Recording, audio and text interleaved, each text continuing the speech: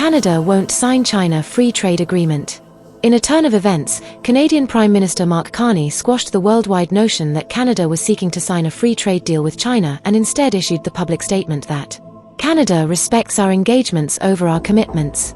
We have commitments under CUSMA not to pursue free trade agreements with non-market economies without prior notification. We have no intention of doing that with China or any other non-market economy. What we've done with China is to rectify some issues that developed over the last couple of years. While there will be no formal free trade agreement signed with China, there appears to be a silent informal free trade agreements made with China in respect to agriculture, fish, electric vehicles, with other guarantees between the two countries. CUSMA, or the Canada-United States-Mexico Agreement, was established on Friday, November 30, 2018 under the previous Trump administration, which imposed an exemption under the International Emergency Economic Powers Act, IEEPA, i.e., border and fentanyl tariffs for goods imported from Canada that qualify for duty-free preferential treatment under the Canada-United States-Mexico Agreement, CUSMA. As of August 1, goods imported from Canada are subject to 35% US IEEPA tariffs, with energy and potash subject to 10% US IEEPA tariffs. There is no CUSMA-compliant exemption for US sectoral tariffs imposed on imports of autos, steel, aluminum, and copper under Section 232 of the Trade Expansion Act.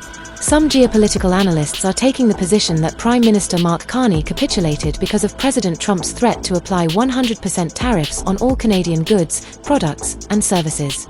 While this may appear as a blanketed analysis for many, it appears to be not without warrant. Some geopolitical analysts are pointing out that Prime Minister Mark Carney repun his approach when it came to China and choose the path of a win-win-win solution.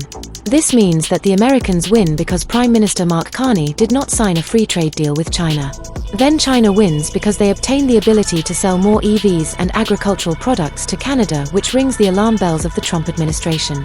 Then Canada wins by still retaining their ability to pivot to China in a way that does violate their previous commitment to CUSMA, thus avoiding the upsetting of the Trump administration, as well as increasing the momentum of pushing the notion of diversifying their business dealings with other countries, hence decreasing their dependence on America. Our position at VEDA World News.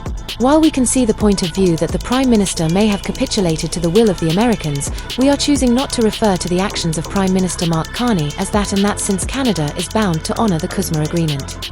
If he simply disregarded the CUSMA agreement, Canada would appear to be just as unstable as America is under the Trump administration on the world stage.